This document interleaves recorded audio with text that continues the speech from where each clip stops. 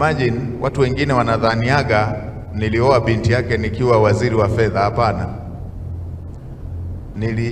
Nilipoenda kuchumbia binti wa Mzee Ngure alikuwa mwaka wa pili chuo kikuu na mimi nilikuwa mwaka wa tatu. Sasa kwa jinsi Mzee Ngure alivyokuwa anapenda elimu, nalikumbuka hili kwamba alitoa ruhusa ya mimi kuchumbia. Angeweza kukataa kwa maneno matatu tu, bado Neema bado anasoma.